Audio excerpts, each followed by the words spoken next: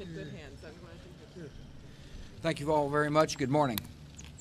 Secretary Paulson, Secretary Rice, and I just had a productive discussion with finance ministers of America's partners in the G7, Canada, France, Germany, Great Britain, Italy, and Japan.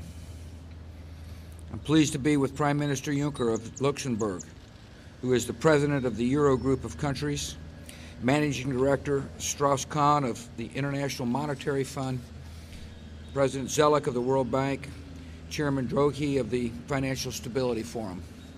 Thank you all for coming. I appreciate the spirit and common purpose that these leaders have brought to Washington.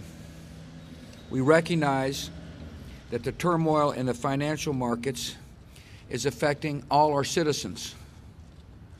Citizens are rightly concerned about the crisis, and we understand that in dealing with the financial crisis, we're really helping people be able to have a better future themselves.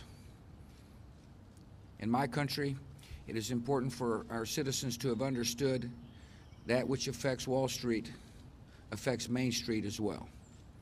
And all of us recognize that this is a serious global crisis and therefore requires a serious global response for the good of our people. We resolve to continue our strong efforts to return our economies to the path of stability and long-term growth. The United States has a special role to play in leading the response to this crisis. That's why I convened this morning's meeting here at the White House, and that is why our government will continue using all the tools at our disposal to resolve this crisis. At our meeting, Secretary Paulson and I described the bold actions the United States has taken over the past few weeks. To help thaw frozen markets, the Federal Reserve has taken unprecedented measures to boost liquidity. The Securities and Exchange Commission has cracked down on abusive practices in the markets. Federal agencies have significantly expanded the amount of money insured in bank and credit union accounts. My administration worked with the Congress to pass legislation authorizing the government to recapitalize banks by purchasing troubled assets or providing insurance or purchasing equity in financial institutions. These extraordinary efforts are being implemented as quickly and as effectively as possible. The benefits will not be realized overnight. But as these actions take effect, they will help restore stability to our markets and confidence to our financial institutions. I'm pleased that other G7 countries are taking strong measures.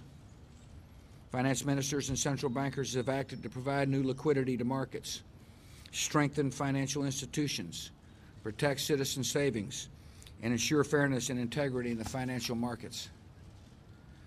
As our nations confront challenges unique to our individual financial systems, we must continue to work collaboratively and ensure that our actions are coordinated.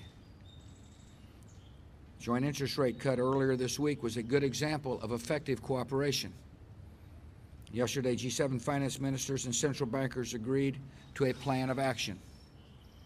The G7 nations have pledged to take decisive action to support systemically important financial institutions and prevent their failure, provide robust protection for retail bank deposits, and ensure financial institutions are able to raise needed capital.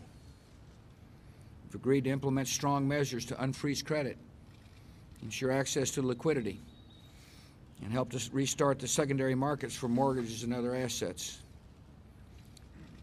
We've all agreed that the actions we take should protect our taxpayers, and we agree that we ought to work with other nations, such as those that will be represented this afternoon in the G20 forum. As our nations carry out this plan, we must ensure the actions of one country do not contradict or undermine the actions of another. In an interconnected world, no nation will gain by driving down the fortunes of another. We're in this together. We will come through it together. I'm confident that the world's major economies can overcome the challenges we face. There have been moments of crisis in the past when powerful nations turned their energies against each other or sought to wall themselves off from the world. This time is different. The leaders gathered in Washington this weekend are all working toward the same goals: We will stand together in addressing this threat to our prosperity. We will do what it takes to resolve this crisis, and the world's economy will emerge stronger as a result. Thank you very much.